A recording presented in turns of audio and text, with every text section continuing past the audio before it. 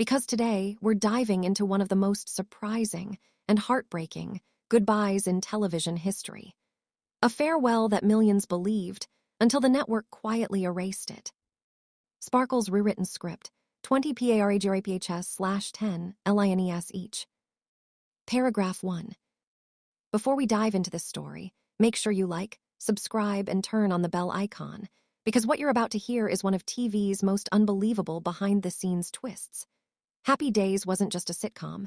It was a warm, familiar hug every week. For 11 years, it wrapped America in nostalgia. A place where the past felt safe, the jokes felt simple, and families watched together without worry. But in 1984, a single heartfelt moment changed everything. A scene so sincere that ABC nearly banned it. A goodbye crafted not for ratings, but for the people watching at home. And yet, this emotional farewell would be undone by the very network that aired it. By the time the early 80s arrived, Happy Days had become more than entertainment.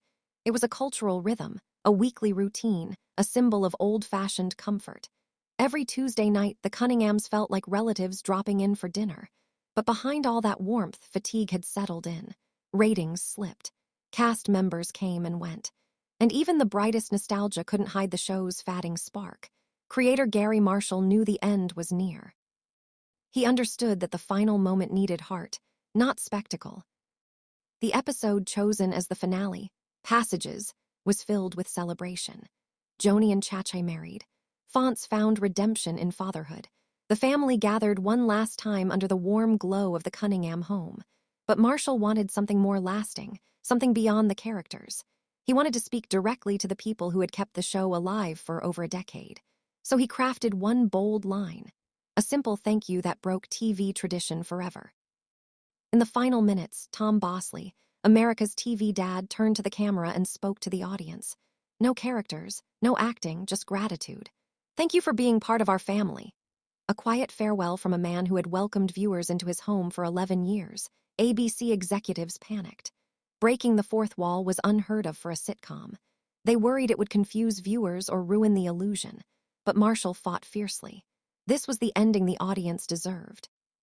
When the finale aired on May 8, 1984, the response was overwhelming. Millions cried. Critics applauded. Even rival networks admitted it was one of the most perfect endings ever broadcast. For one night, Happy Days recaptured its magic. It was tender. It was honest. It was everything Garry Marshall had hoped for. But within weeks, ABC made a choice that stunned fans and destroyed that emotional closure. A decision that television historians still criticize today. Earlier that year, ABC had filled its schedule with coverage of the Winter Olympics. With nearly 2 weeks of programming taken over, several Happy Days episodes went unaired. These episodes weren't important to ratings. They were simply stuck in scheduling limbo. But instead of holding the finale until everything aired in order, ABC pushed ahead. They wanted that finale in May to boost sweeps. So the unaired episodes were shelved temporarily. ABC believed they found a clever workaround. Air the finale as scheduled, then broadcast the leftover episodes afterward, as if fans wouldn't mind. They assumed the audience would simply take the bonus content as an extra treat. But this violated one of storytelling's most sacred rules. When a goodbye is given, that story ends. Once viewers say farewell, you don't bring the characters back without warning. What happened next left fans furious. Only a month after the emotional finale, ABC quietly brought Happy Days back. No promotion, no announcements, just new episodes suddenly appearing.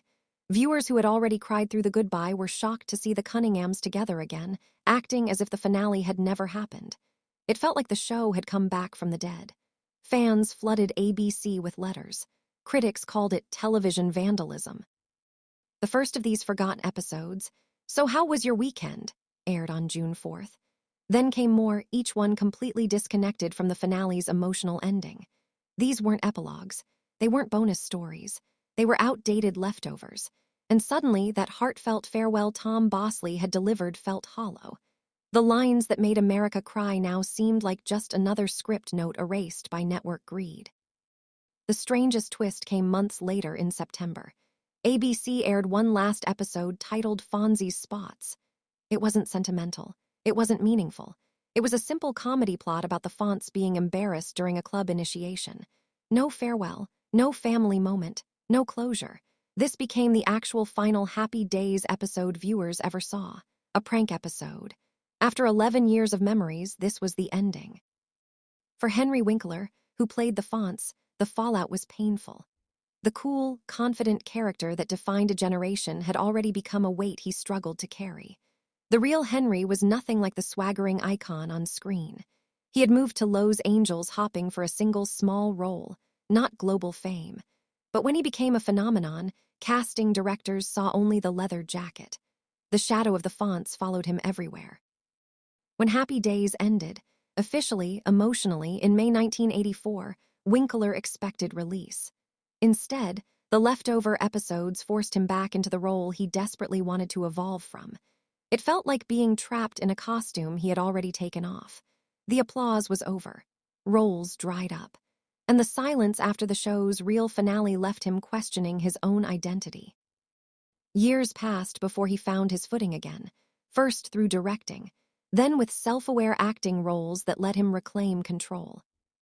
His slow comeback through Scream, Arrested Development, and eventually Barry showed the world that Henry Winkler was more than a catchphrase or a leather jacket.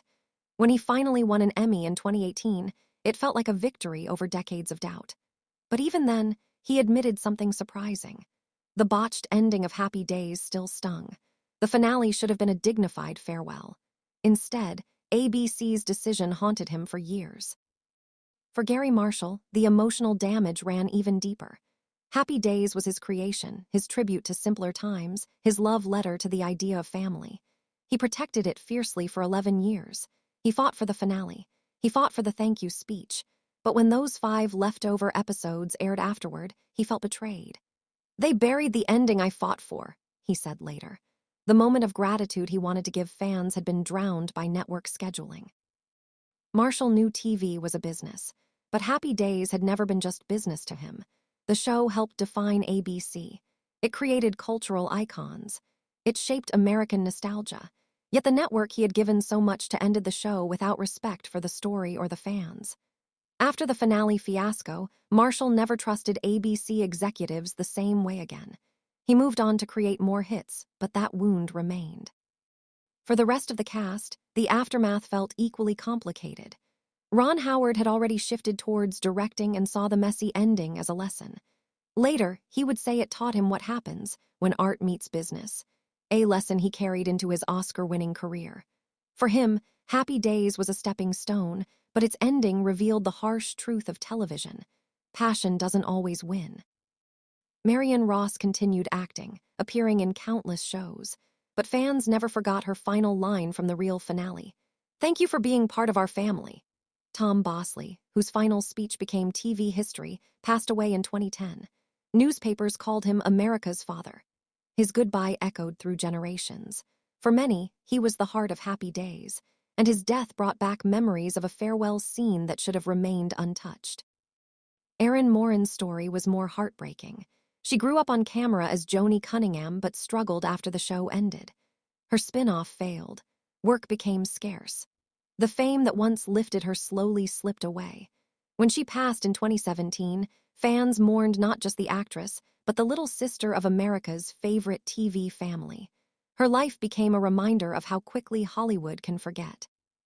For every cast member, Happy Days was both a gift and a burden. A warm, beloved memory, but also a reminder of what happens when a network puts schedules above stories. The finale should have been legendary, and for one night it was.